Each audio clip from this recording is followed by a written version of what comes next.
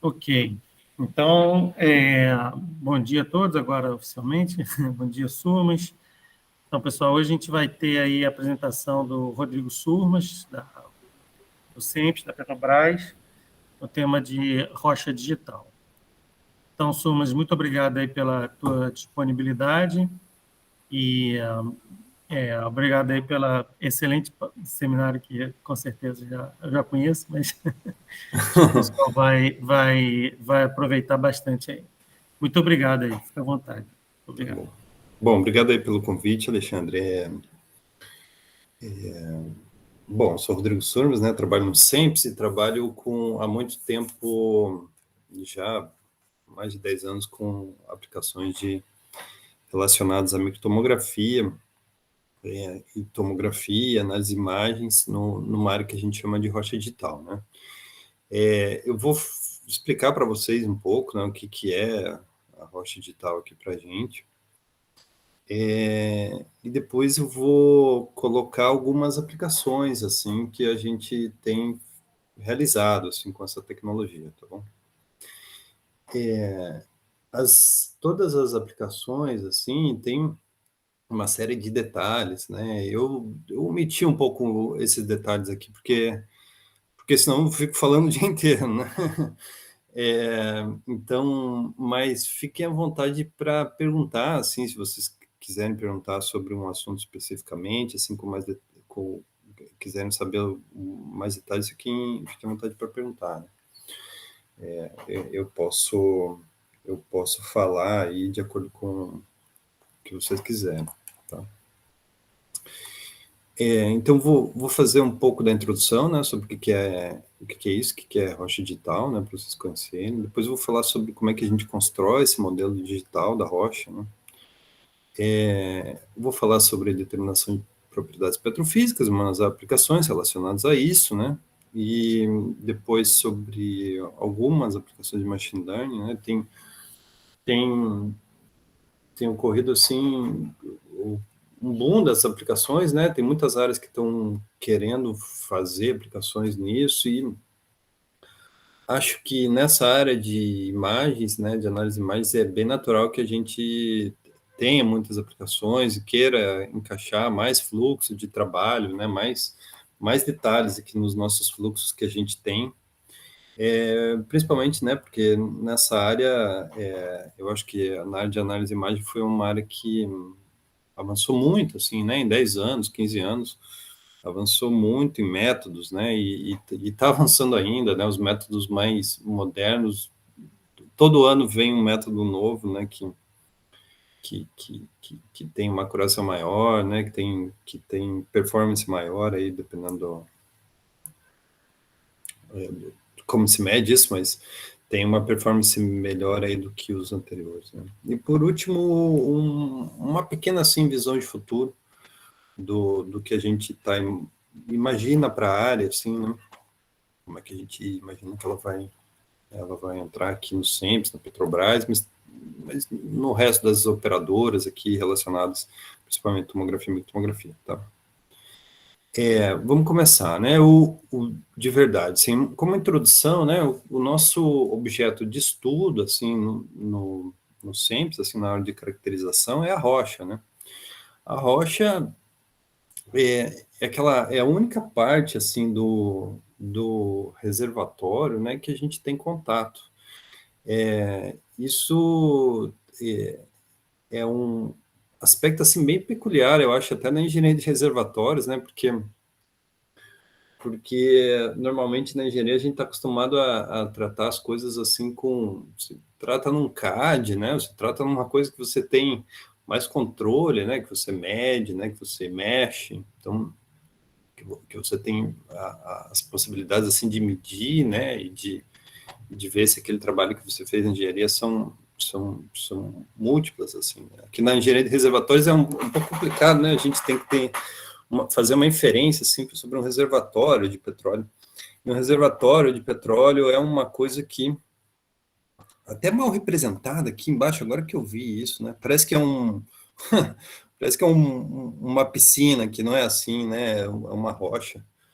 é uma rocha que pode ser bem fechada, aqui uma que eu estou mostrando aqui, né, essa escala aqui é 1 centímetro, né, porque eu não consegui ver 1 centímetro, então, uma rocha que pode ser, essa é uma rocha boa ainda, né, pode ser relativamente fechada, né, mas é a única parte que a gente tem contato, assim, é só nesses postos que a gente fura e que a gente tira testemunhos, né, e tira amostras laterais, e essas amostras têm sido cada vez mais raras, assim, então, tem pouca informação do reservatório, né? Para vocês terem uma ideia de um poço, assim, num reservatório bem grande, a escala, assim, de um poço em relação ao reservatório todo é do olho de uma formiga em relação a um campo de futebol, né? Então, imagina, o poço é o olho da formiga, o campo de futebol é o reservatório. Então, a gente tem uma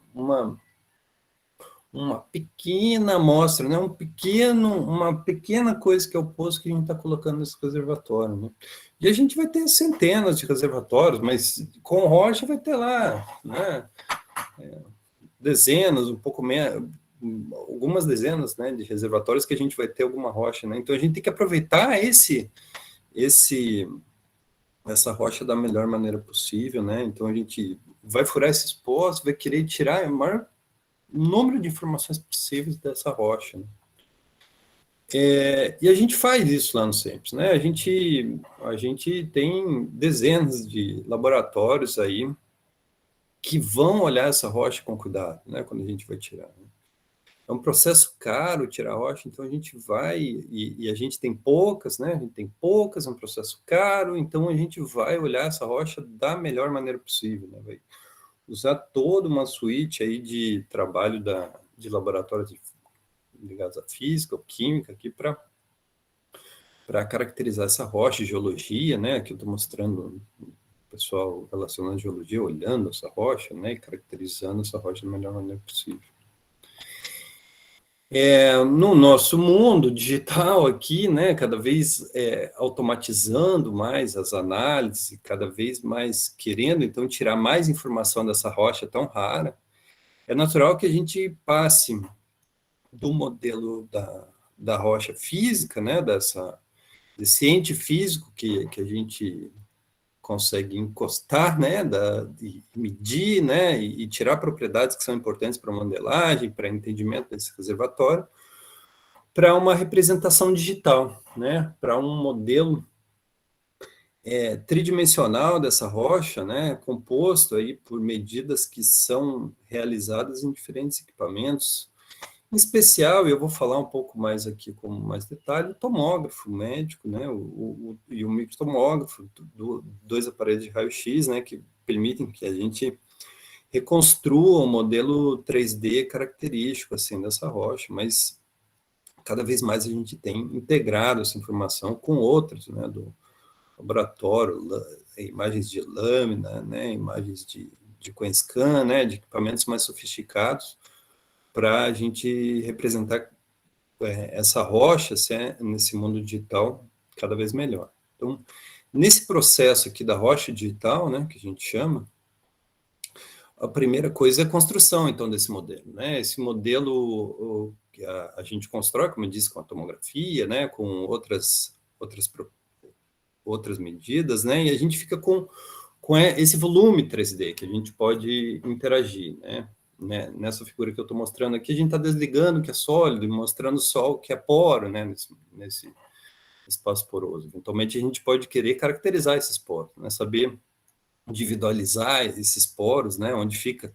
Esses poros é onde fica o óleo, né, então a gente quer individualizar eles para entender processos geológicos que levaram à criação desse reservatório, mas também entender como é que está o escoamento aí dentro desses poros, né? Como é que eu estou drenando esse óleo? São coisas importantes, né? Para a gente entender, né? Isso eu estou falando só um pouquinho das aplicações, né? Mas, então, a primeira etapa é essa formação desse modelo digital, né? E durante os últimos anos, assim, a gente tem automatizado cada vez mais os nossos ensaios, as nossas análises, né, fazendo com que eles sejam mais baratos, eles têm sido mais baratos, têm sido mais rápidos, né, com o tempo, A gente tem trabalhado muito na questão dos bancos de dados ficarem mais acessíveis, né? Sempre uma coisa complicada, assim, de deixar toda essa quantidade de dados, dá para imaginar aí, né? Um volume 3D aí tem de uma rocha, naturalmente tem um volume grande, lá 2.000 ao cubo, coisa assim, que são alguns gigas, então deixar isso bem acessível é uma tarefa que é complicada às vezes, né? A gente tem trabalhado nisso. Eu já falei um pouco disso, integrar dados de múltiplas fontes, quer dizer, não fazer só a imagem 3D da tomografia, mas também olhar imagens de lâmina do microscópio eletrônico, né, do MEV, do CoinScan, né, para tentar tirar mais informação, né, e compor um modelo mais preciso aqui da rocha. E, por fim, né, quando a gente tem uma quantidade grande dessas amostras, né, a gente já tem algumas milhares de microtomografias realizadas, começa a ficar interessante também fazer aplicações de inteligência artificial, né. Essas coisas todas, elas se retroalimentam, né, então a inteligência artificial faz com que a gente automatize, né, então, e daí, de repente, pode ajudar na integração dos dados, né, dados mais acessíveis fazem com que o pessoal peça mais, então, quando pede mais, acaba que a gente ganha escala e fica mais barato, né, então todas essas funções aqui vão se retroalimentando. Bom, depois que eu tenho um modelo tridimensional dessa rocha feito, né, eu vou querer caracterizar esse modelo bem, né, então eu falei algumas coisas mais geométricas, topológicas, né, no slide anterior. Aqui eu falo também na parte de simulação, né, então é possível, né, nesses modelos tridimensionais, a gente simular uma série de processos que estão acontecendo no espaço poroso, né, nesse vídeo que vocês veem aí, a gente está simulando, né, o escoamento do óleo, que é o vermelho, aqui num meio poroso que a gente colocou translúcido aqui, para a gente poder ver o óleo, né? Esse óleo está sendo empurrado pela água, né? A gente não vê a água aqui nesse vídeo, porque não dá para ver tudo, né? No 3D, nessa renderização. Então, essa é uma propriedade interessante, né? Como é que é o fluxo do óleo e da água, né? No reservatório uma propriedade super importante lá para a previsão, né, da produção, mas existem outras propriedades que a gente também pode determinar, né, e algoritmos que estão em diferentes níveis de maturidade, eu poderia dizer assim, né, tem algoritmos mais robustos para determinar porosidade, por exemplo, então permeabilidade absoluta, e algoritmos mais complicados, né, para determinar permeabilidade relativa, a VP, VS, né, as velocidades, as propriedades elásticas, as propriedades elétricas, né, dessa rocha, RMN, então tem diferentes grupos aqui interessados, né, desenvolvendo para simular esse processo lá no espaço poroso. De novo, né, quando a gente faz um monte de simulações, o que acaba acontecendo é que a gente vai diversificando um pouco a atuação, né, começa a classificar padrões dos resultados de simulação que a gente vê, né, começa a achar interessante, né, inferência de propriedades para inteligência artificial, uma coisa que eu tenho trabalhado muito mesmo com o Alexandre e o resto do grupo, e isso tudo acaba trazendo resultados mais rápidos, né, numa quantidade maior de amostras, né. Bom, tudo isso, né, essas propriedades que a gente vai medir em cada uma das rochas, elas significam pouco se a gente não colocar isso no reservatório, né? Então, o nosso objetivo final aqui é alimentar esse modelo do reservatório, né, que vocês veem aí, né, um modelo de simulação de reservatório com seus diversos poços, né? Então, a gente quer obter essas propriedades o mais rápido possível, assim, com a menor incerteza possível, para realmente influenciar o projeto do reservatório, né? Dizer onde que vão ficar os poços, né? Falar da qualidade de cada um dos poços, né? Para que a gente tenha previsão de produções mais acuradas, né? Isso é uma coisa muito importante para a gente saber, né? Vamos colocar 2, 3 plataformas aqui, 10, né? 12 ou 11, tem reservatórios que são desse tamanho, né? Que a gente tem que colocar várias. Então, a gente precisa atuar, né, nas fases iniciais ainda de projeto do reservatório, aqui, para a gente realmente criar valor aqui para o pessoal do reservatório. Né? Ter uma previsão acurada é muito importante para a gente. É um custo muito grande perfurar poços, né, e ter plataformas. Então, esse trabalho acaba tendo um grande impacto aí, né?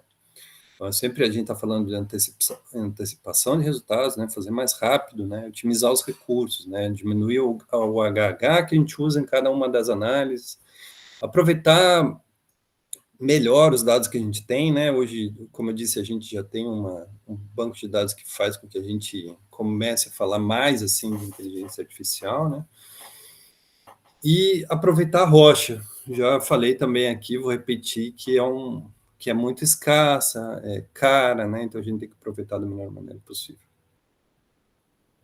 Então, onde a gente ganha, onde a gente tem valor, né? A gente cria valor na Petrobras é caracterizar então as rochas mais rápido, né? Automatizar, fazer IA, usar HPC para isso. Reduzir onde a gente consegue reduzir as incertezas na caracterização, né? Eu escrevi aqui fazer o que o laboratório não pode fazer, tem sido um mote assim para a gente achar aplicações mais interessantes para essa tecnologia, né? Por exemplo, em reservatórios onde é difícil medir, né, no laboratório uma grande quantidade de amostras num tempo rápido, né, para realmente influenciar o projeto reservatório, a gente pode agir para melhorar, né, pontualmente esses dados, né, diminuindo as incertezas lá na caracterização.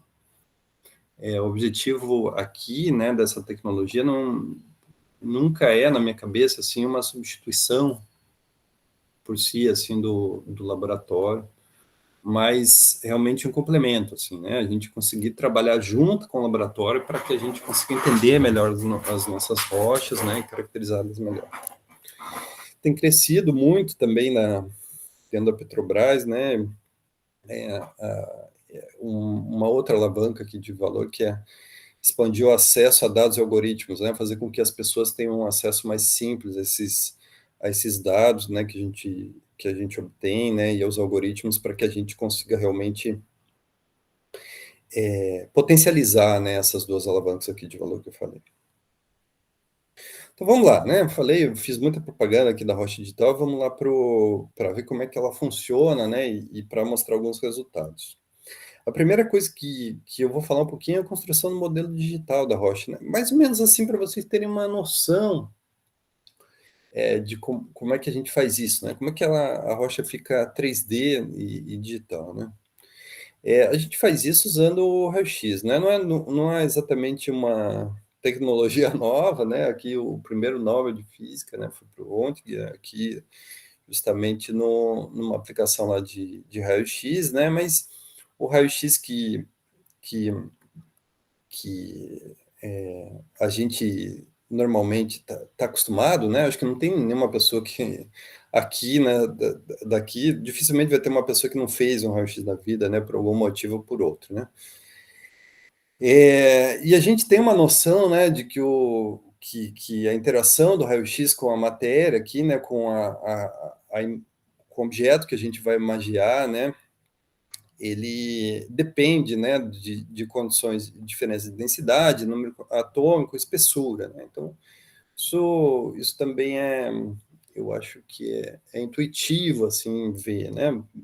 A gente tem uma quantidade de raio-x que vai passar pela matéria, a gente vai ter menos, a gente vai ter um detector aqui que vai ver quanto raio-x passou, tá certo? Isso segue uma lei física lá, a lei de Beer-Lambert, né? E, como eu disse, né, é sensível a essas propriedades aqui do material. Passar dessa radiografia, né, que a gente todos fizeram aí, que eu disse, da mão, dos dentes, né, para uma imagem 3D, é alguma coisa um pouco mais nova, né, é da década de 70, né, e a sacada aqui de fazer isso, né, como fazer a tomografia, né, é, ela está baseada numa transformada inversa aqui, que é de Radon, né? Que que está baseado aqui na ideia, né, de que cada ponto aqui no espaço vai ter um coeficiente de atenuação característico, né, um coeficiente de atenuação de raio-x característico, né, então vou ter um volume 3D aqui com diferentes materiais, né, que eu tô tomografando. Eu vou fazer essa radiografia que eu mostrei para vocês, né, da mão lá, em diversos ângulos nesse material, né, vou fazer uma série de radiografias nesse material, e através dessa transformada inversa, eu vou colocar essa informação que eu peguei, né, em cada uma das radiografias de volta para o espaço.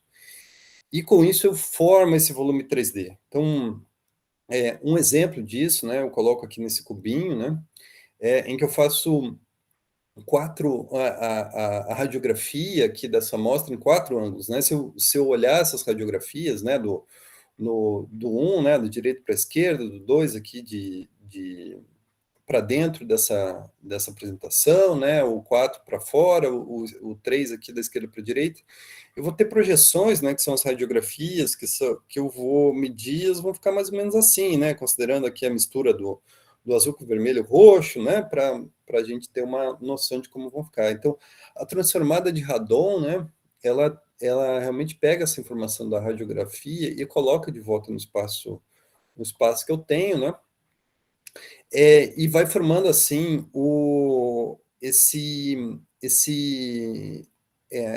vai reconstruindo, e esse é o processo que a gente chama às vezes de reconstrução, essa imagem tridimensional, né? É óbvio que aqui, quando a gente tem 4 projeções, a gente só tem uma noção disso, assim, uma figurinha só disso, assim, né? Dá para ter a intuição do que está acontecendo, né? Mas, de fato, a gente não faz 4 projeções, a gente faz milhares de projeções, e daí esse meio poroso, eu sempre fico no meio poroso na cabeça, né? Não precisa ser um meio poroso, pode ser uma amostra qualquer, né? Ele vai sendo reconstruído com mais detalhe, né? Um exemplo que eu gosto, né? Um bonequinho do Drexter, né? Que a gente tomografou lá no nosso laboratório, né? Nessa imagem esquerda, vou mostrar o vídeo em em alguns instantes, vocês vão ver, em cada frame desse vídeo, a gente tem uma radiografia que eu fiz desse boneco, né? Então, quando a gente faz várias radiografias em vários ângulos, acaba até formando um filmezinho bonito, né? Que até dá a entender para a gente que isso é um objeto 3D, né?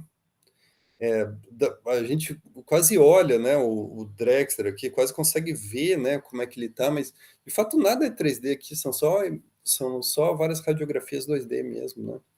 Que depois passam lá pelo processo de reconstrução, como eu falei, e esse sim forma esse volume 3D, né, que eu mostro aqui à direita. Então, esse objeto, né, essa rocha digital, né, que é o Drexler digital, ele é, é são essas várias radiografias aqui reconstruídas, tá, para formar o 3D. Dá até para notar que mesmo nesse daqui ainda ficam uns risquinhos assim, né, na imagem, né, são pequenos artefatos aqui desse processo de reconstrução, né, até era intuitivo eles aparecerem aqui nesse exemplo, tá bom? Bom, disse para vocês como é que se forma, né? O que a gente usa, né, no dia a dia. Isso é só para ter uma ideia assim de como é que está formado, se for no 3D. Então, o que a gente usa lá na Petrobras, né? E em outras empresas de petróleo também usam equipamentos muito similares, né? Um equipamento que a gente usa frequentemente é o tomógrafo que se chama médico, tá? Em que eu tenho uma amostra, que é um testemunho, né, que entra dentro desse tomógrafo, e eu tenho esse sistema de fonte, detector, né, para fazer as radiografias nessa amostra. Ele é um pouquinho diferente, assim, né, por ser curvado. O detector aqui tá em curva, e o detector e a fonte de raio-x, eles rodam em torno da amostra. Então, eu faço esse monte de radiografias em vários ângulos com o sistema todo rodando aqui dentro, né? Talvez ele é chamado médico aqui porque ele é da indústria médica mesmo. Os detalhes dele, de construção, aqui são todos para pessoas, né?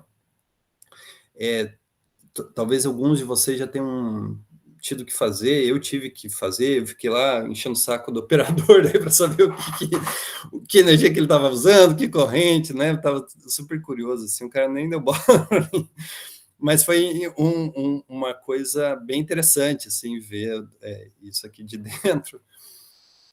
Talvez alguns de vocês já tenham feito também, né? Acaba que a dose, né, aqui, como curiosidade, né, a dose aqui desse equipamento, dose de raio-x, é muito mais alta, então, do que uma radiografia normal, né, justamente porque a gente está fazendo no equipamento desse, são várias radiografias, né, que estão sendo feitas numa passada só, então, eu preciso ter cuidado aqui com o número de tomografias aí que se faz. Não é tanto caso para radiografia, assim, hoje em dia, mas para tomografia, assim, tá? Então, a gente tomografa isso, a resolução aqui na ordem de algumas frações aqui de milímetro, tá bom?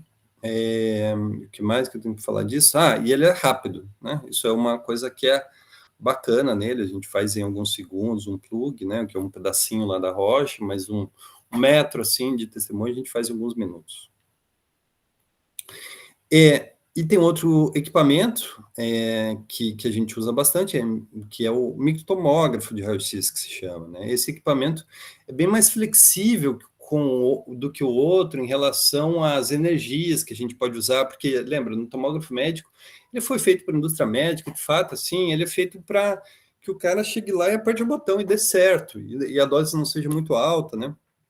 Quando a gente está falando em aplicações industriais, a gente não está muito interessado na dose, né?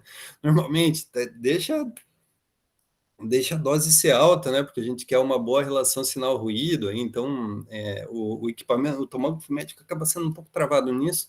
O microtomógrafo, não, ele é bem mais flexível, né? A gente consegue fazer energias do feixe de raio-x que vão bater na amostra diferentes, né? E condições de aquisição muito diferentes, inclusive em relação à resolução. A resolução desse equipamento aqui pode chegar lá na ordem de um micrômetro, né? Tem uns equipamentos no mercado com um pouco menos do que isso, mas é por aí que normalmente a gente faz, né? E aqui costuma demorar mais, né? Então, para fazer em alta resolução, a gente demora algumas horas, né? Para fazer um plug, né? Que é um pedaço lá do testemunho de 4 centímetros de diâmetro, demora coisa de 20 minutos, tá bom? Hoje em dia, esse equipamento aqui está bem popular, digamos assim, né? Tem alguns na UFRJ, tem na PUC, tem na UF, tem e tem diversas universidades do país, né? Então, tá muito comum. Bom, com as imagens, o que a gente faz com as imagens, né? Para vocês que se interessarem aí, né? A gente usa... Estou de olho aqui no meu WhatsApp aqui do lado, só porque eu tenho medo que caia, que a gente fica sem, fica sem retorno, né? Fica com medo de cair a apresentação.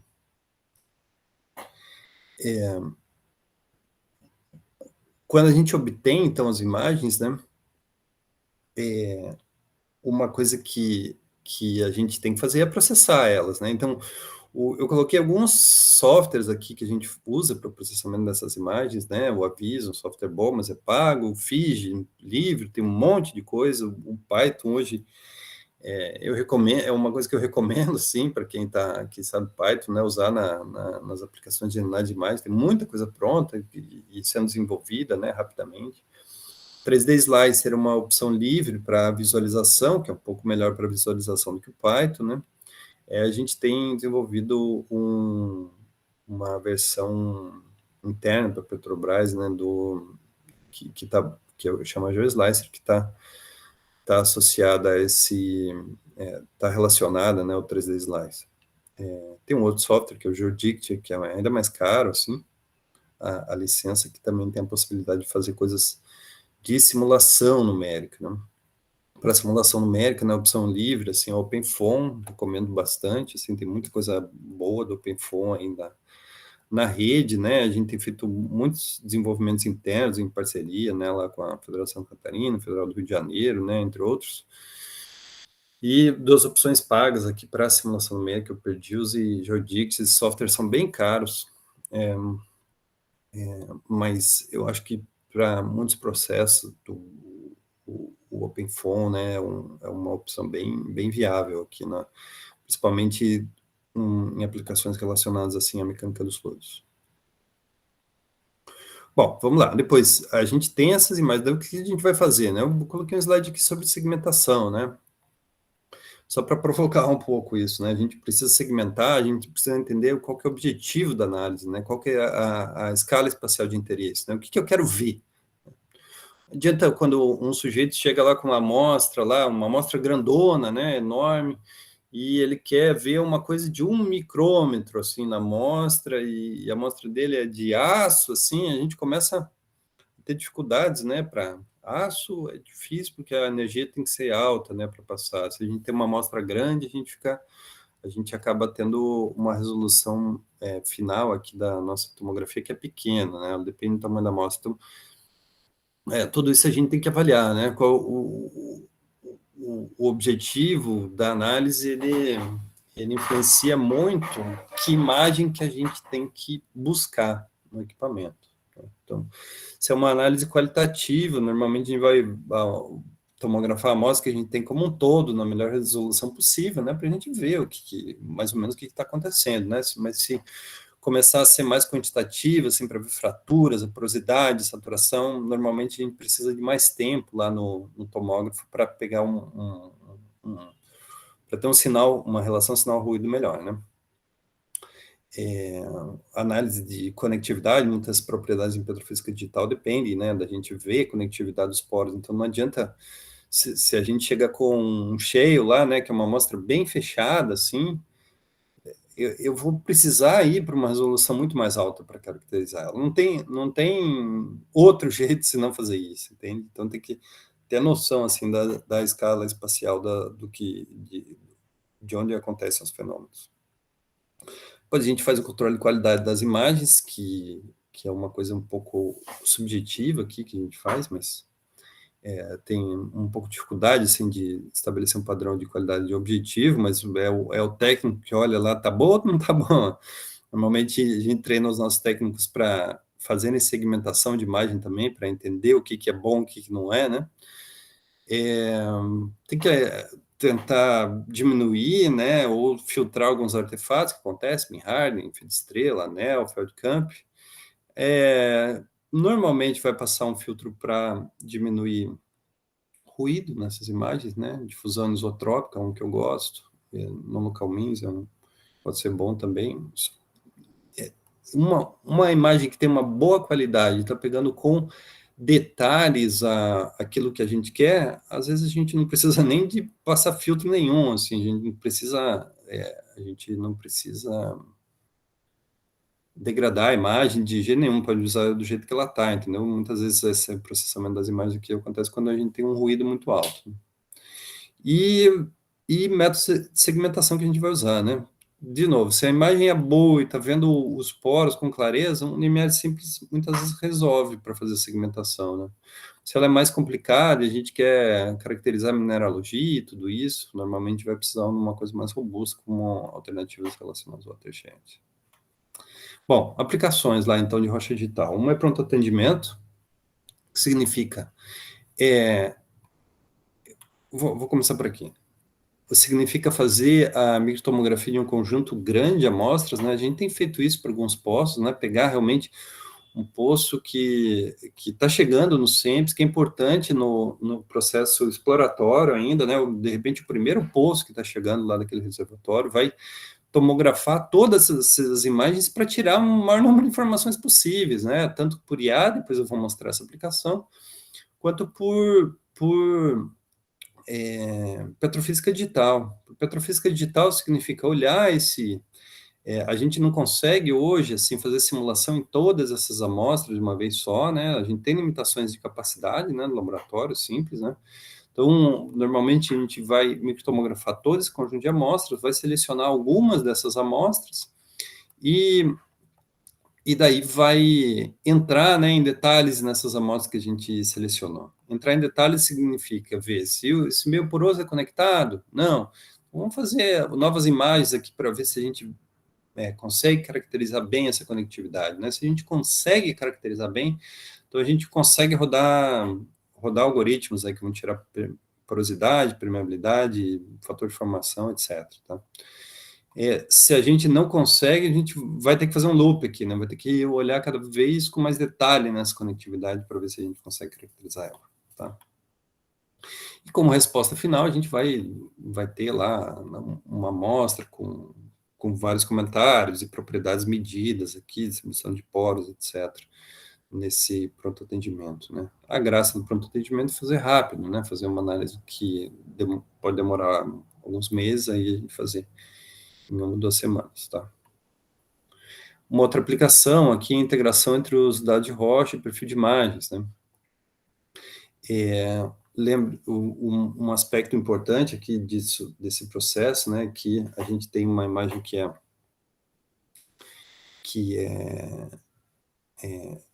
de um pequeno pedaço de um testemunho lá que a gente tirou de dentro do poço, e o poço, lembra, é o olho da formiga que está lá dentro do campo de futebol. É uma diferença de escala absurda, né? A gente tem sempre que tentar, né, da melhor maneira possível, né, fazer processo que a gente consiga olhar para os detalhes dessa rocha aqui em diferentes escalas e depois compor esses detalhes da rocha em diferentes escalas de volta para levar essa informação para cima, né? A gente fala de upscale, né? A gente leva essa informação da escala de poros em steps aqui até a escala de reservatório, né? Normalmente o simulador de fluxo, né? Aquele cara que vai fazer a previsão realmente do comportamento das nossas rochas, né, do nosso reservatório, ele está numa escala de muitos metros, talvez centenas de metros, né, cada célula do modelo de simulação. Então, de alguma forma, vai ter que popular esse simulador aí com propriedades que sejam bem representativas, né, da escala lá pequena. Um jeito de fazer isso, né,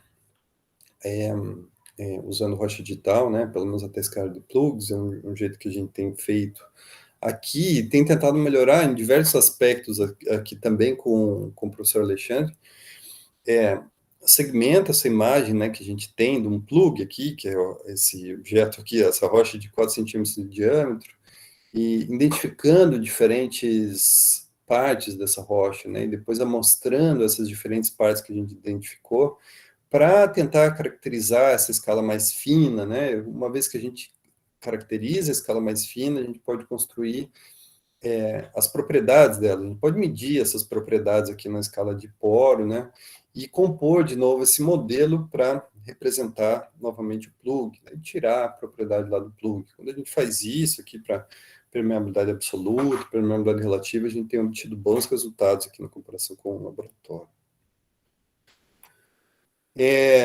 Não tem por que isso se limitar só a um plug, né, que é esse pedacinho, mas dá para a gente tem tentado coisas um pouco mais arrojadas aqui, aplicando esse fluxo também para um testemunho, né? Então, pega o testemunho inteiro, né? Segmenta as diferentes faces aqui, né? Diferentes características desse testemunho inteiro, né? E popula as propriedades que a gente acha, características de cada um desses testemunhos, e depois faz a simulação. Isso é interessante, né? Para a gente, para realmente tentar colocar na escala de testemunho propriedades que sejam cada vez mais representativas, né, da escala de testemunho, né, para melhorar, né, diminuir a incerteza desse processo aqui de levar a informação na escala de poro para o reservatório. Outro ponto aqui é o fluxo multifásico, vou voltar naquele vídeo, né, para falar um pouco mais com detalhes sobre isso, né, essa determinação, essa propriedade, né, permeabilidade relativa, ela tem muito impacto na simulação de reservatórios, e os detalhes delas são importantes para a gente, assim, né, a gente tem incertezas, por exemplo, nos processos que a gente faz, né, tem incerteza quanto à molhabilidade da rocha, por exemplo, não sabe exatamente que molhabilidade que essa rocha estava lá no espaço poroso. A gente tem diferenças no reservatório, na saída de um poço injetor até o meio do reservatório, né? Significa o número capilar desse processo pode ser diferente, e tendo números capilares diferentes, a gente pode ter diferenças nessas propriedades aqui de fluxo. Então, é natural, assim, que a rocha digital lide com isso, né, fazendo análise de sensibilidade, né, e se essa amostra for um pouco mais molhável à água, se for um pouco mais molhável ao óleo, né, então esses cenários do que pode acontecer, né, no espaço poroso, são coisas que a gente lida com rocha digital. Acho que isso é uma coisa super importante que a gente tem aqui. Achei que tinha mais um slide. Alô? Alô? Oi, Sumas. Tá Estou ouvindo. ouvindo. Acho que tem uma pergunta aí do Anselmo. Quer aproveitar aí essa pausa aí? Anselmo de casa. Bom dia, Surmas, tudo bom, meu cara? Tudo bem, cara? Tudo bem, pô, legal a tua apresentação. Surmas, vamos lá, deixa eu te fazer uma pergunta, né, eu que sou um iniciante aí nessa disciplina, já conversei algumas vezes com você. Assim, aquela questão que você mostrou, acho que um ou dois slides antes, né, vamos tentar ver a porosidade, né. Uma vez até eu vi um exemplo muito simples, né, que o colega fez isso em Python, né, ele pegou uma lâmina e o cálculo dele para ver a porosidade era, vou ver a cor, né? Dependendo da cor, eu somo aquele pixel ali como poro ou como sólido. Então, para mim, ficou uma coisa mais ou menos compreensível, né? Agora, quando você vai ver tem o outro exemplo aí, né? Textura. Aí, quando você chega lá naquele tridimensional, que eu quero ver a questão como é que vai se dar a permeabilidade. Como é que fisicamente se trata isso lá na inteligência artificial para você quantificar e estimar essas coisas? Para mim é um pouco difícil de eu conseguir capturar isso. Tá. Quando você nessa lâmina, né? Quando se chama lá de azul, o azul é poro, tá certo? O que você vai caracterizar, cara, nessa lâmina são todos aqueles poros que estão acima da resolução que essa lâmina foi feita. Tá? Então, essa imagem dessa lâmina aí, provavelmente um limite normal, assim, do laboratório é coisa de 1 micrômetro, meio micrômetro, tá certo? Todos os poros que estão abaixo disso, cara, você não vai ver nessa lâmina. Então, você provavelmente vai subestimar, mesmo nessa lâmina, a tua porosidade se você só segmentar o que é azul, tá bom? Tá, mas e como é que a gente vai fazer uma medida, então, da porosidade, né, que seja condizente com aquilo que a gente vai comparar, que é o porosímetro a gás, né, do que a gente vai olhar e comparar vai ser isso. A gente vai ter que ter algum modelo para porosidade, cara, em subresolução, né? Então, o que eu faço, o que eu fiz nesse exemplo aqui, Anselmo? Eu fiz a amostra seca, eu fiz a amostra 100% saturada com água, com um dopante. O dopante faz com que a gente consiga ver essa porosidade na subresolução. Então, de acordo com a intensidade da escala de cinza que fica na subresolução, a gente sabe se tem mais ou menos poro. Então, a gente fica na imagem do plug aqui, a gente fica com o mapa de porosidade, de fato, que é uma coisa básica aqui para fazer esse processo de upscaling, tá? Tá, esse é o que eu estou te falando da porosidade, porque resolvi isso, falar disso, porque eu acho que conecta bem lá com a lâmina, né? Outras propriedades vão ter que ter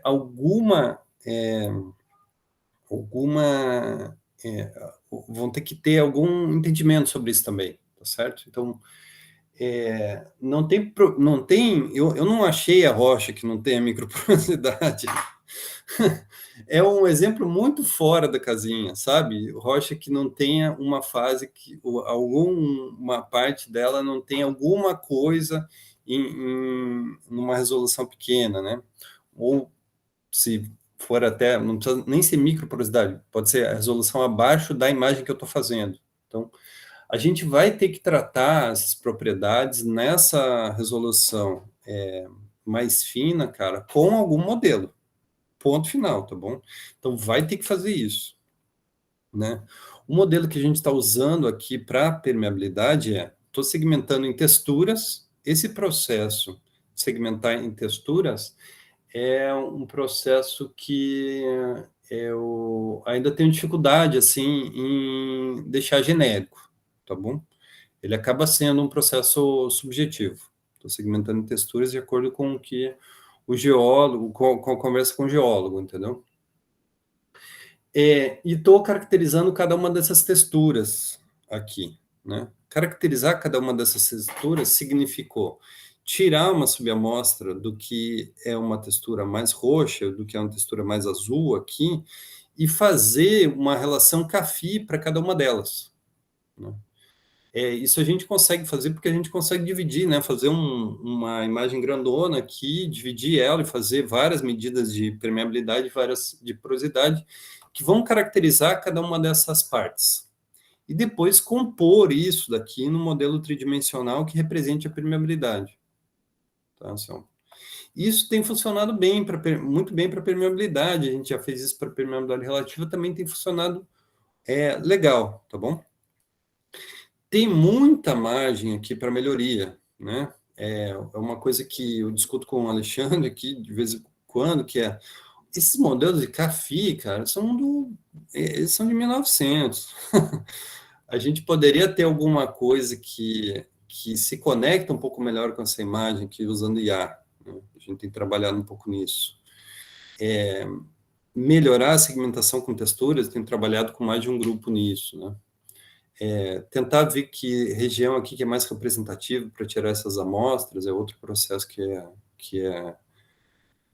a gente precisa sempre melhorar, entendeu? Então, todos os pontos desse fluxo aqui estão sempre sobre processo de melhoria, tá? Respondi, cara? Ou seja, você amarra bastante a porosidade, né? Ou seja, na tua primeira segmentação lá de cima, azul, roxo, já é algum critério por porosidade que você está separando entre azul e roxo? Já tô. Eu já uso essa imagem há um tempão, cara. Eu já devia estar mudando ela, porque quando eu olho assim, parece que é tudo a mesma textura, né? Não, sim. Mas não é. Mas Mas não, é ficou um bem critério ali. por curiosidade. Aí lá embaixo, depois, quando você trouxe uma amostra do azul, uma do roxo, aí você vai fazer uma outra. Aí você vai usar o teu gráfico CAFI ali, por permeabilidade e porosidade, para poder, naquele grupo, você ter essa relação de porosidade e permeabilidade. Isso. Você não Isso. considera, por exemplo, diferenças das formas lá dos minerais, dos grãos, interconectividade, se o grão tá. Isso você não faz ainda naquela imagem, para poder treinar o teu modelo. Não faço. Não. É mais ou menos isso que eu tô. Bom, só para te mostrar de novo a textura, ó. Aqui dá para ver que tem uns poros um pouco maiores do que aqui, que são um pouco mais fechados, né? Esses grains são. Eles, eles enganam, cara, às vezes, né? Mas aqui no mapa de porosidade a gente também vê isso, tá? Uns poros, uma porosidade maior aqui, uma porosidade menor aqui, mais fechado do lado, tá? É só para mostrar as texturas. Aqui, cara, se a gente faz esse mapa de texturas bem aqui, cara, acaba aparecendo na rocha essas diferenças. Nessa rocha dá até para ver, cara, esses poros aqui do meio aqui, eles são mais abertos, eles não têm não tem tanto material dentro deles. Faz com que a permeabilidade aqui seja maior, né? A permeabilidade com a porosidade venha para uma curva maior aqui. Enquanto na outra rocha, esses poros estão todos com alguma coisa dentro, entendeu? Então a porosidade baixa aqui por causa disso, entendeu? Então, isso eu já vi muitas vezes, né? Se a gente faz esse processo aqui bem, acaba tirando um resultado que é bom também, tá? Então, você está dizendo assim, a gente está levando em consideração os poros, o tamanho, a geometria? Não, cara, não tem como fazer isso nessa resolução, né? Mas aqui a gente acaba caracterizando um pouco isso, a gente consegue ver um pouco isso, né? E até por isso que eu acho que essa conexão dessa imagem com a imagem de volta, ela poderia ser melhor. Não precisa passar pela permeabilidade e porosidade, sabe? talvez tenha alguns parâmetros aqui que caracterizassem isso melhor, assim, para a gente fazer essa conexão, tá? Excelente, obrigado, Surmas.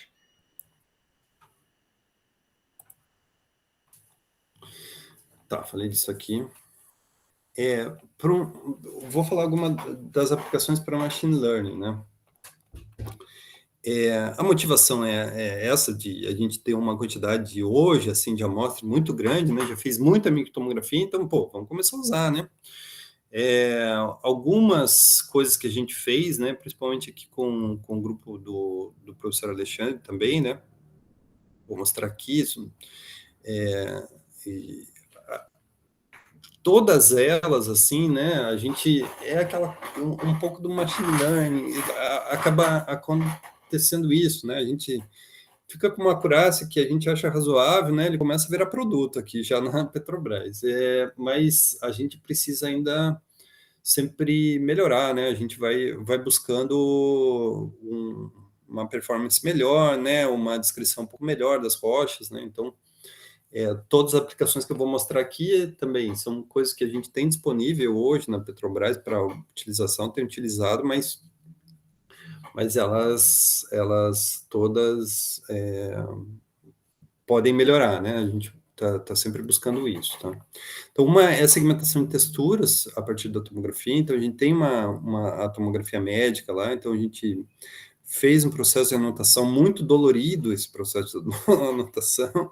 Eu digo isso porque acaba gastando muito tempo do geólogo, né, para fazer isso, os processos na geologia, eles são, assim, diferentes geólogos, eles estão interessados em diferentes características da rocha. Então, se você pedir para diferentes geólogos caracterizarem as texturas aqui, naturalmente eles vão olhar coisas diferentes, né? Eles vão estar interessados em coisas diferentes. Então, esse processo de anotação acaba sendo um pouco dolorido, assim, para a gente, porque a gente fica com dificuldade, né, de ter um padrão ouro, assim, para, digamos assim, para comparar e treinar as nossas redes, né? Mas, bom, a gente fez isso, né? Fez a anotação, mesmo assim, considerando isso, né? E depois treinou um algoritmo lá para determinar, né, essas propriedades. Esse exemplo aqui é um exemplo do que saiu excelente, né? Nem sempre fica tão bom assim, né? Mas ele dá uma ideia aqui do que a gente quer chegar nisso, né?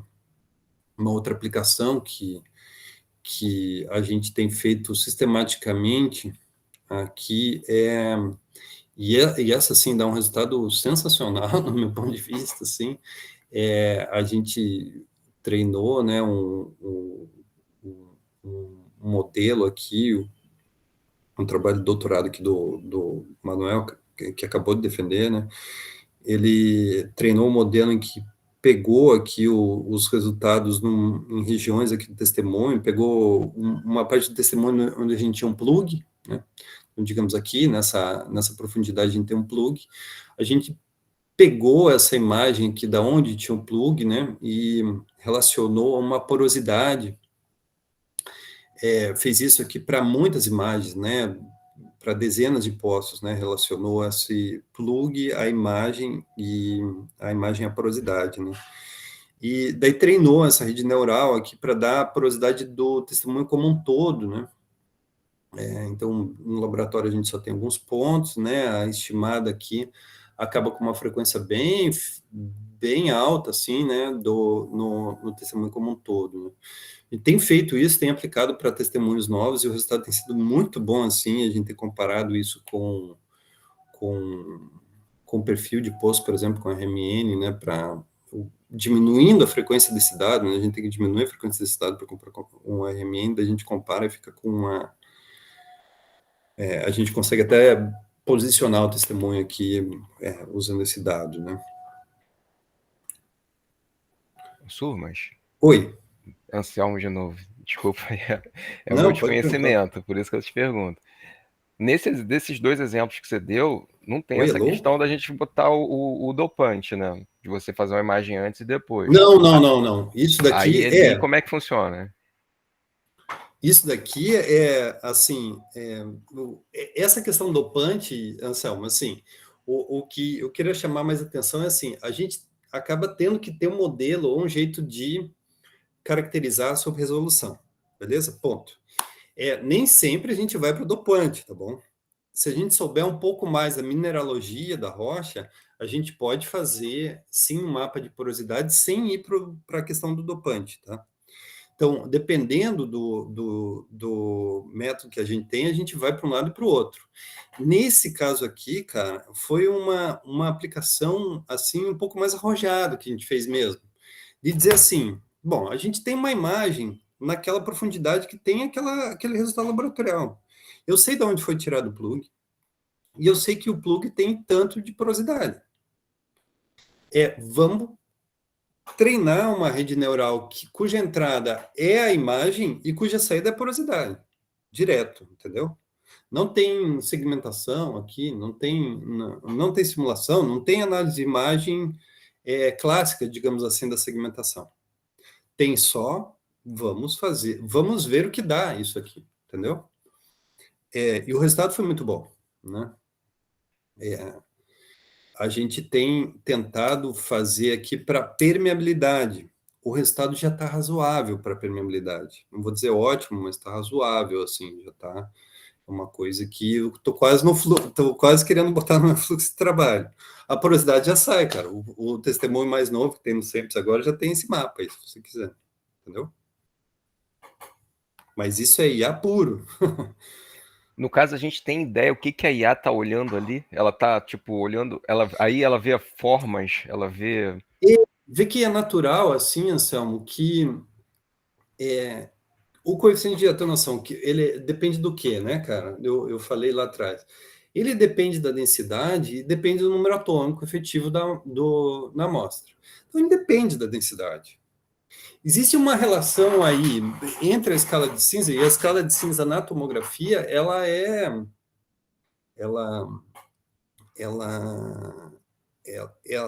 tá te dando, então, essa informação que está correlacionada com a porosidade, tá bom?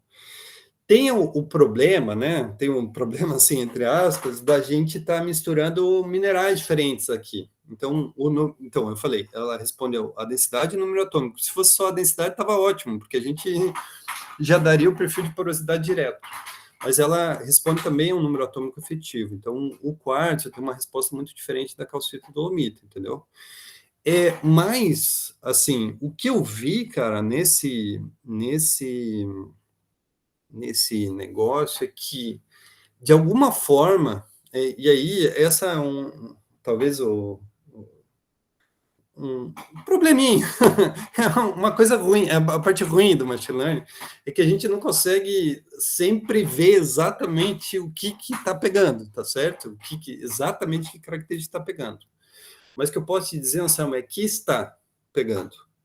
Por exemplo, eu peguei regiões onde tinha uma silicificação maior, assim, então tinha muito quartzo, e que o coeficiente de atenuação estava mais baixo. Eu fui ver, agora sim, vou ver se esse método não está respondendo só a escala de cinza e pronto. Não, cara. De alguma forma, a rede neural entendeu que aquela região mais silicificada, ela tinha uma porosidade que era menor mesmo, cara.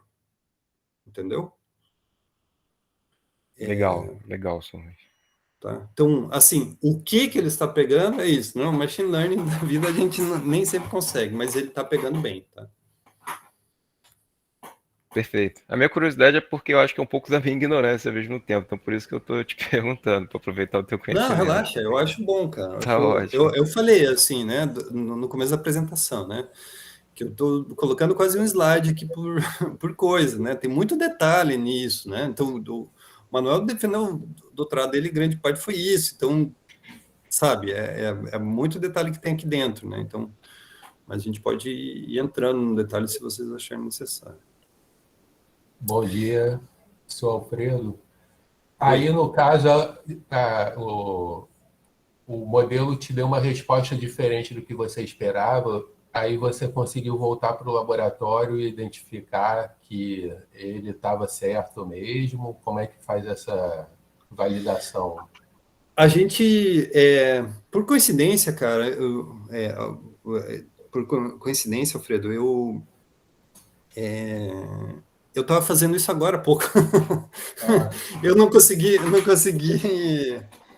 fazer aqui antes da apresentação, mas para mostrar para outras pessoas, até para mim, né, para ver se como é que está indo isso, né? A gente não tem feito tão sistematicamente assim essa comparação, tá bom? Para ver como é que está se dando o algoritmo. A gente sabe que tem alguns problemas, né?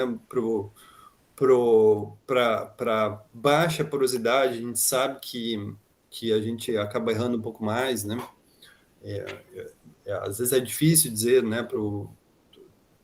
A nossa previsão não fica muito bom lá para dizer que é 2 ou 4% de permeabilidade, de porosidade, né? Então, isso a gente já identificou. Mas eu não tenho feito sistematicamente, cara. A gente fez algumas vezes aqui com o teste testes do desenvolvimento aqui. Acho que o resultado desse teste estão até na tese do Manuel, deve sair logo aí, porque a defesa já foi, né? Que você poderia ver isso um pouco mais, né? Então a gente não está retroalimentando, não, né? A gente treinou essas redes uma vez, né? E está usando isso. obrigado.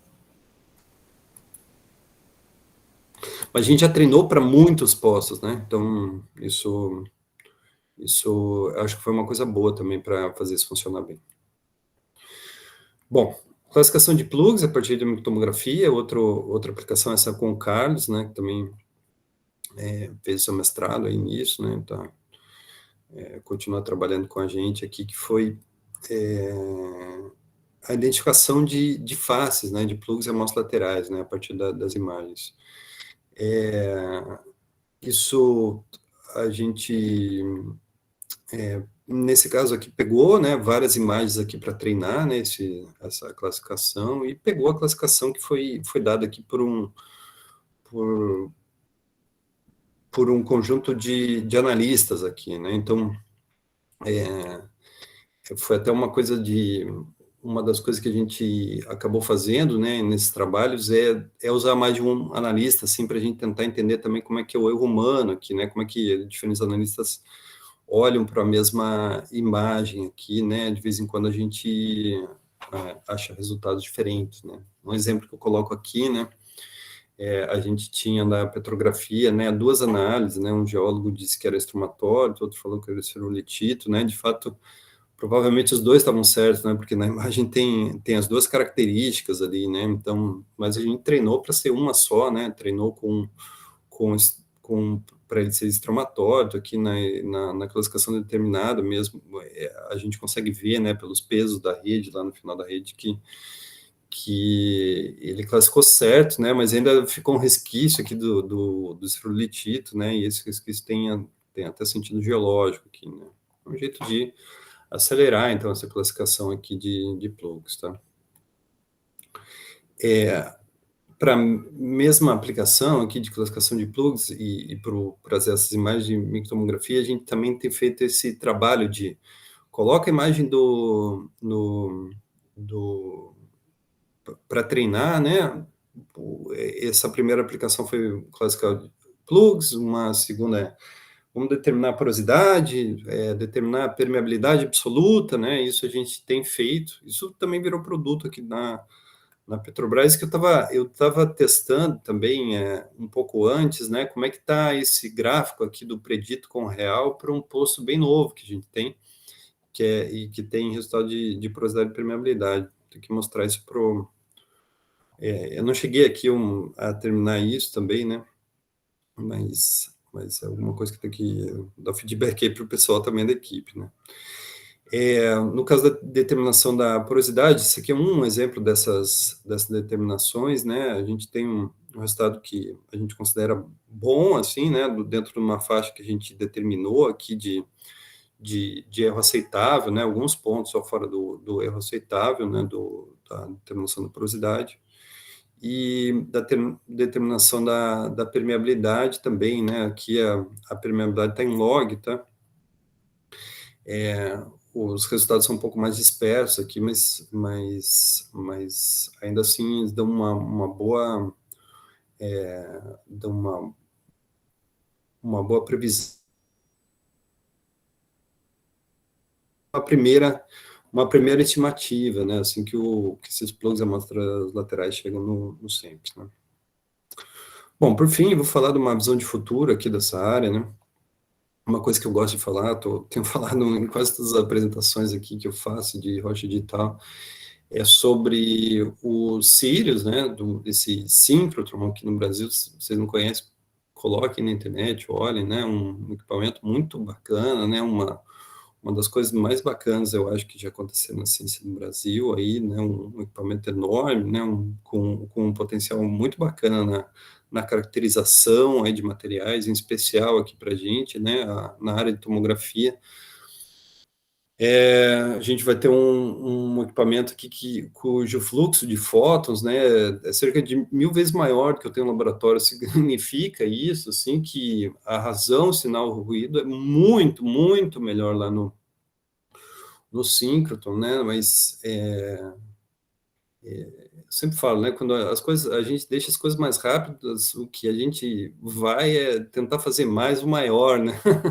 Quando a gente ganha um cluster novo, o pessoal sempre fala assim, nossa, a gente vai fazer mais simulações. Não, o que a gente faz é a mesma quantidade de simulações, mas a gente faz uma simulação maior, né. E aqui é mais ou menos isso, né, a gente tem planejamento, assim, de fazer imagens com tamanhos realmente bem maiores do que a gente tem hoje, né, mas esse fluxo de fótons mil vezes maior acaba abrindo possibilidades aqui da gente fazer bem mais rápido, né, então, para vocês terem uma ideia, assim, o nosso banco de dados de imagem de microtomografia, né, a gente calcula que poderiam ser reimagiados lá no Sirius em 3 dias, né, é uma capacidade realmente, um banco de dados que tem mais de 10 anos, né, de microtomografia poderia ser feito em 3 dias. Então, é realmente uma capacidade aí muito, muito interessante, né, para as nossas aplicações. Então, uma coisa é fazer maior, fazer mais amostras, e a outra é fazer 4D, né, tem a perspectiva de acompanhar processos aí, né, fazer fluxo, por exemplo, de permeabilidade relativa e olhar, né, realmente o que está acontecendo, né, fazer uma microtomografia a cada segundo para ver o que está acontecendo no espaço poroso. Isso é realmente um impacto muito bacana aí para o nosso entendimento, né, desses processos, tá? Então, sempre coloco aqui porque que eu gosto muito desse projeto aqui, né, e tenho tentado preparar os grupos, né, os de trabalho, né, os trabalhos que eu tenho feito para que a gente possa lidar com mais imagens, né, com a imagem da qualidade que vão sair de lá. Então, para mim, a visão de futuro é uma dessa, né, a gente fazer mais aquisição. Tenho trabalhado na Petrobras para a gente fazer a aquisição de fazer microtomografia de todas as amostras que chegam para a gente, né? O custo aqui é menor, né? É uma comparação de fazer nesses 3 dias no Sirius seria 40 vezes menor o custo do que a gente pagou, né? Para fazer o nosso banco de dados, né? Então, por isso que está assim, né? Então, acho que a popularização, assim, dos microtomógrafos já tem diminuído bastante esse custo de aquisição das imagens. O segundo ponto, para mim, de visão de futuro, é esse Digital Rock Lab, é ensaio ao alcance de todos, né? A gente tem trabalhado em plataformas que sejam altamente acessíveis, assim, na Petrobras. Eu tenho feito força para ver se a gente consegue fazer com que elas sejam mais abertas também, né? Que outras pessoas possam contribuir para as plataformas que a gente constrói. Então, isso pode fazer, né, com que essas caracterizações, né, fiquem num fluxo mais rápido, né, que fique mais ao alcance das pessoas, né? Não adianta só ter os dados ao alcance, mas tem que ter a capacidade computacional para mexer com eles também, né? Isso é uma coisa que eu tenho lutado. Por último, visão de futuro, a gente tem que pensar, né, nessa inferência de dados sem amostragem, né? A gente tem isso é uma questão, assim, acho que de todas as empresas de petróleo, né, a gente tem pouca rocha, né, e na medida que os campos vão amadurecendo, né, vão ficando mais velhos, assim, a gente acaba tirando menos rocha. Então a gente tem que pensar em como é que a gente vai fazer esse upscaling, né, como é que a gente vai usar esses dados que a gente tem na mão, né, para tirar, para descrever modelos melhores, assim, relacionados aos dados que vão ter nesses postos novos, que não vão ter rocha, mas vão ter outras informações, vão ter perfil, né? Então, como é que a gente caracteriza, né? Treina redes, talvez, para conectar os dados que a gente tem aos perfis que a gente tem, para depois aplicar lá naqueles perfis que a gente vai obter ainda. Então, tudo isso faz parte aqui na nossa visão de futuro. Bom, é isso que eu tinha para falar, pessoal. Obrigado. Se vocês quiserem voltar aí para fazer mais perguntas, por favor, fiquem à vontade. Pô, ótimo, muito bom, Sumas. Muito obrigado. Anselmo, última pergunta aí. Pô, que Se alguém honra tem poder fazer mais uma alguma pergunta. Não, Bom, primeiro, tô brincando. eu até tenho, assim, eu aproveito até, já deixo agradecimento ao Sumas, eu já conheço ele já de algum tempo, sempre muito, assim, muito alcançável, né, as explicações que ele dá, né, eu que não conheço pouco dessa área, mas sempre que precisei conversar com ele sempre consegue explicar de uma maneira que fica bastante tangível, né, para poder a gente se iniciar no tema, né. Mas até a questão do Sirius, né, você imagina que num futuro próximo eles poderiam ser prestadores de serviços para as várias empresas, operadoras, eventualmente você mandar um lote de amostras para lá e eles devolverem essas imagens todas, seria isso que você estava indicando ali? Sim, nesse projeto, a gente tem um projeto vigente, com uma entrega potencial, que falando para você, relacionado aos Sirius, tá? Que é da entrega de uma quantidade bem grande aí de imagens feitas lá, né? Então, a gente está preparando já esse lote aí para mandar, né? Ele está sobre ajustes ainda, né? Esse ano ainda vai ter muito ajuste lá nessa linha de tomografia, né? Mas a gente tá lá, né?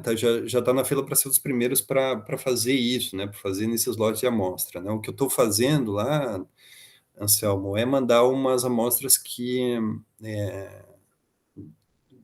fizeram alguns testes que a gente está interessado, tipo Carrel, tá bom? Então vai a amostra que fizeram Carrel lá para fazer muitas imagens, né? Tem a graça disso, assim, bom, eu coloquei, cara, tem várias aplicações, né? Mas imagina, né? Lá naquele meu fluxo. Essa minha apresentação aqui é enorme, não dá para passar assim, cara. Eu vou desligando e ligando os slides de acordo com a plateia. Já até baguncei ela aqui. Disso daqui, né, Anselmo? Pô, tô dizendo que posso tirar 2 amostras. No síncroton, dá para fazer a imagem do plug como um todo e depois a gente fazer 20 imagens aqui em várias resoluções diferentes, entendeu? Para caracterizar esse espaço poroso.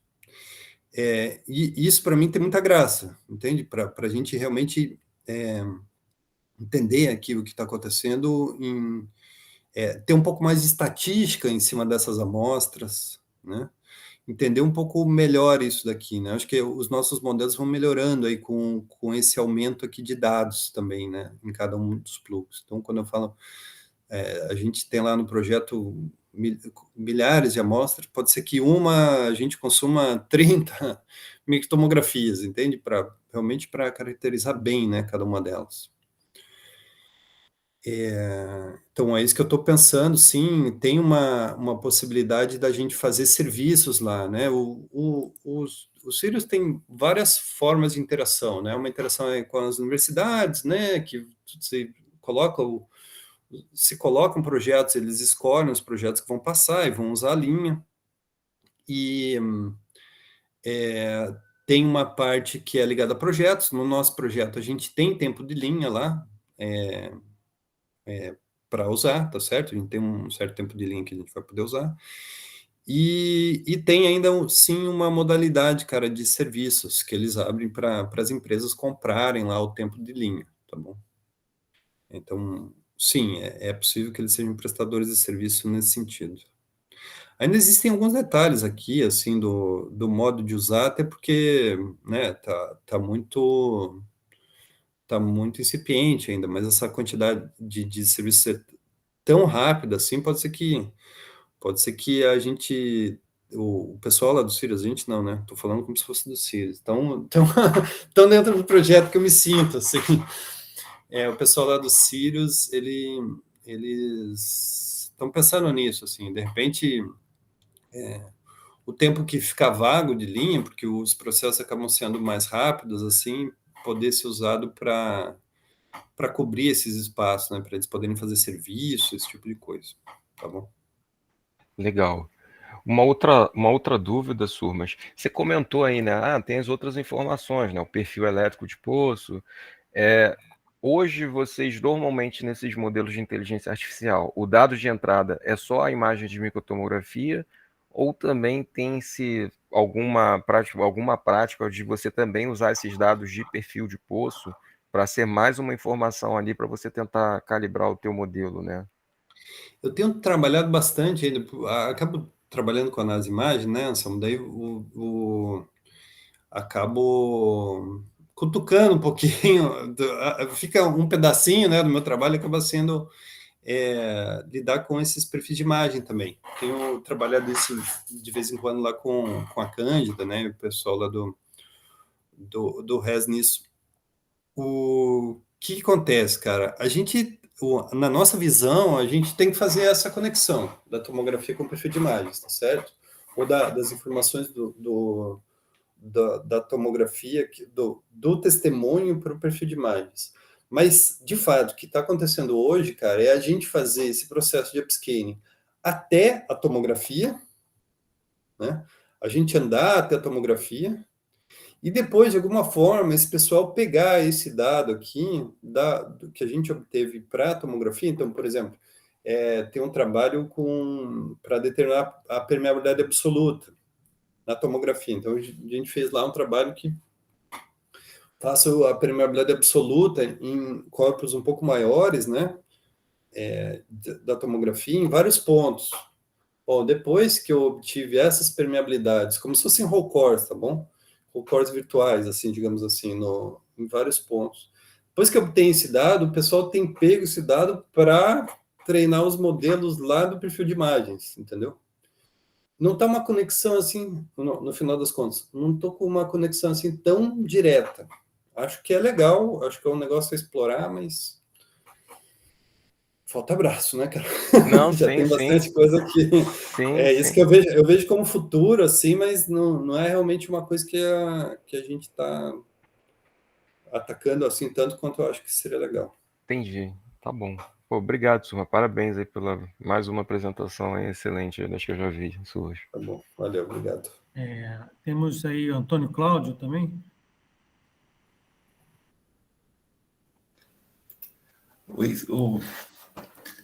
Opa, obrigado aí. Eu achei, quando eu vi a pessoa mandou a apresentação do Surmas, né? Eu falei, opa, isso eu não posso perder, né? Aí, Também é de casa, né? Sempre é pô, de casa. eu pensei que ele ia deixar tempo para a gente perguntar alguma coisa. Né? Não, Surma, pô, muito bom que você fez aí. Aí até nessa última você respondeu, porque a minha dúvida era exatamente essa, né? Que quando você falou de localização, né? Você falou no ciclo, vai poder fazer isso bem, né? Porque, na verdade, isso que eu estava pensando, se você podia fazer um plugzinho maior, né? Porque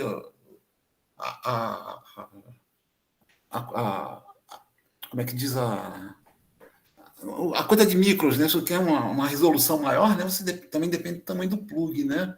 Aí eu fiquei na dúvida se já era possível agora você fazer de um plug maior, localizar, né? Você mesmo dentro de uma mesma corrida, né? Você pode pegar um plugzinho maior, porque quem está desenvolvendo um plugzinho pequenininho, né? Não sei se a gente fez lá, aqueles plug pequenos para obter uma resolução maior de 8, 6, 4 microns, né? Aí se você tem como localizar, né? Assim, você pega um plug maior e tipo isso que você falou aí, explicou aí anteriormente com o síncrotron, né? De você poder fazer várias, né? E a outra coisa também que eu achei bastante interessante, essa parte que você falou, então, de fazer de levar tudo, né? Isso é uma coisa que a gente, uma coisa que eu sempre via de você varrer desde da micro e até a escala poço, né? Isso é uma coisa que eu estou lá como pesquisador visitante lá na UF, né? porque eu trabalho mais com a parte geomecânica, né? Então isso aí tem tudo a ver. A gente até tentando colocar agora, colocou um projeto, né? Vamos ver se a gente fala bastante disso aí, né? E a outra que eu me interessei também foi desse que você falou da VP da onda, né? Se dá para fazer essa. Você falou, passou assim rápido, né? Se dá. Como é que isso é feito, né? Do VPVS, cara, eu falo pro pessoal assim que acaba sendo uma das propriedades mais difíceis que tem para resolver, cara. Talvez aqui é a mais difícil, assim, porque se você considerar que a distribuição de fluidos também pode ter algum impacto sobre VPVS, então você teria que ter uma distribuição de fluidos bem caracterizada, ou seja, tem que fazer uma curva de permeabilidade relativa, então, né? A distribuição de fluidos bem caracterizada, ao mesmo tempo que a mineralogia bem caracterizada e o contato entre os grãos bem caracterizados, né, para ter uma propriedade que a gente vá simular que seja boa. Então, para mim, realmente assim das talvez a mais complicada, tá? Porque você poderia partir de uma amostra seca, né? Sei lá, pode tomografar e tal, e esquecer por enquanto, a princípio, esquecer os fluidos, né? Que eles vão ter influência, né? Depois partir para Mas mesmo se esquecer os fluidos, assim, a gente tem uma dificuldade, assim, porque a caracterização dos diferentes minerais tem que ser boa, né? Tem que ter uma resolução para fazer isso. E esses contatos, eles importam muito, né? Então, vai ter que ter um modelo qualquer que descreva isso, né? Esses contatos. Então, eu acho uma propriedade complicada. Mas por que e assim, o ensaio laboratorial, no final das contas, é rápido também, né? Por que eu vou fazer isso? Essa pode ser a tua pergunta, né? Eu acho interessante ainda simular, né? E congelou. Acho que congelou. É um fenômeno mesmo, assim. Oi? Para entender um pouco mais o fenômeno, assim, né? Para você, tem um monte de modelos aí nessa área, assim, que foram feitos, assim, um pouco a despeito da rocha, né? Tem umas teorias ali dizendo, não, como é que o tamanho, o formato dos poros, ele influencia essas propriedades. Tá, foi feito, assim, de um jeito bem simples, né? Eu acho que dá para simular e testar um pouco isso, né? Então, se eu tiver uns poros de formato tal e tal, como é que vai ficar realmente isso, sabe? Acho que para isso é interessante, cara, esse tipo de simulação. Que roda, se você me perguntar o que roda, eu não sei direito, cara, porque não é realmente a minha área. Seria uma área mais do pessoal da física de rocha, assim. Uma coisa que até a gente vai ter que, lá na frente, vai conversar, porque a gente está desenvolvendo alguma coisa nessa área, né? E aí, juntando com a geomecânica, eu acho que a gente pode simplificar esse entendimento. E é como você falou, eu acho que o pessoal assim, esquece muito da rocha, né? Que a rocha, acho que é o elemento muito importante, até fundamental, vamos dizer assim, né? Porque ela, né? Ela que vai sofrer os efeitos, né? Bom, de qualquer maneira, agradecer. Foi muito boa rever e ver o pessoal aí, tá? Um grande abraço, obrigado. Tiago, está com a mão levantada também? Olá, Rodrigo Sumas.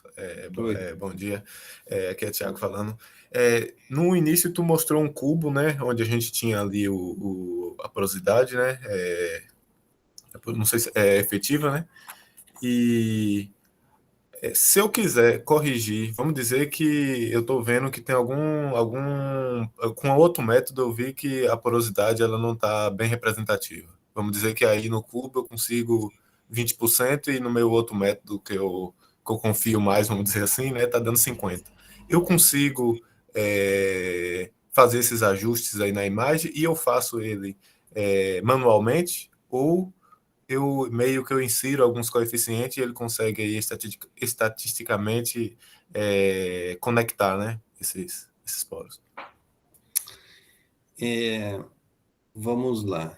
Cara, uma coisa que eu disse, assim, que é super importante, né? Quando a gente segmenta esse cubo, né, em o que é poro, o que é sólido, Não tem rocha que não vai ter um terceiro lugar, que é a porosidade sob resolução, né? Vai ter algum lugar aqui que vai ter porosidade sob resolução. É nessa que a gente tem um pouco mais de incerteza, né? Então, a gente vai colocar um modelo para resolver qual que é a porosidade nessa subresolução. Mencionei aqui numa pergunta do Anselmo, né, que a gente pode fazer a saturada com a seca, diminuir uma da outra, a gente resolve muito bem esse lugar. Quando a gente resolve assim, vai comparar com o laboratório, se der erro, se der uma diferença, a gente não vai ajeitar isso, né? Vai ter que ser... a gente tem que pensar assim, o que aconteceu com esse método que não está dando o resultado que eu estava esperando, entendeu? Acaba sendo não tem um ajuste aqui do que a gente está vendo, tá certo? Mas vamos lá, vamos para a vida real, né? Porque nem sempre a gente tem a seca saturada, né? Vamos ver o que acontece se a gente não tiver, né, essa comparação disponível.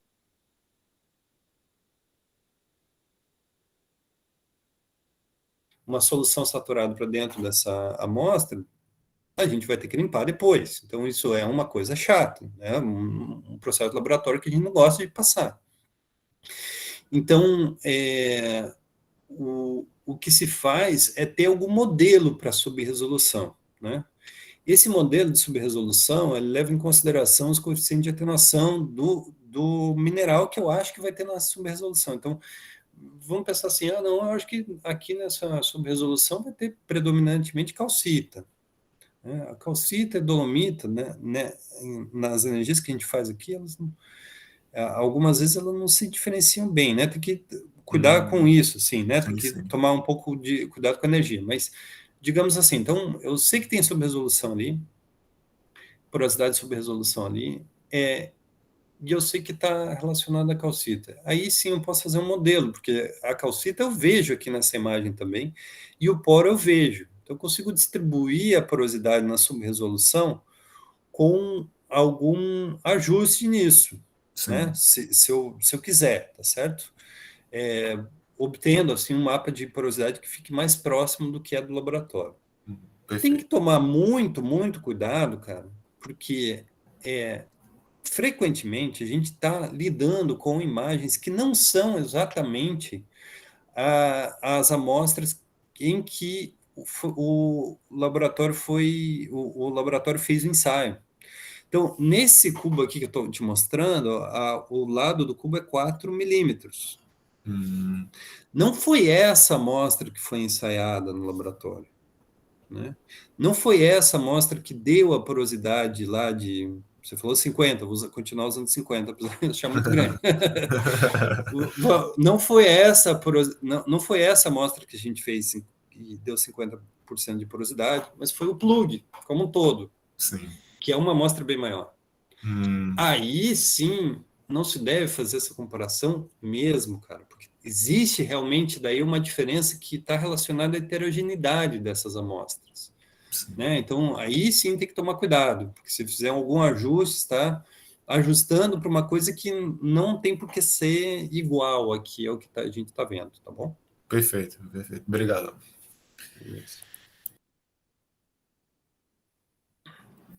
Beleza. Mais alguma pergunta aí? Alguma observação? Ok. Bom, Somas, então, muito obrigado aí novamente pela disponibilidade. Excelente palestra, como sempre. Somas, Valeu, obrigado pelo convite aí. Eu gosto de aparecer aqui, eu gosto das perguntas sempre. Pois é, cara. Vamos ver se a gente consegue seguir aquele projeto lá de fazer um curso, né? Seria muito bom. Acho que os alunos iam gostar bastante. Eu já estou preparando aqui, devagar estou preparando, sim, cara. Vai acontecer. Para os alunos aí que estão conectados, a gente está pensando no terceiro período, talvez oferecer uma disciplina inteira, né, com Somas aí nessa parte de rocha digital. Então, aguarde aí próximos capítulos. Beleza. Bom, pessoal, então, muito obrigado aí, obrigado a todos. Então, a gente segue aí, semana que vem, continuamos nos nossos seminários aí da disciplina. Obrigado, Surmas, pessoal. Tchau, tchau. Valeu. Até mais. Obrigado, pessoal. Surma. Valeu, Surma. Marcelo, um abração. Então, abraço aí. Um abraço.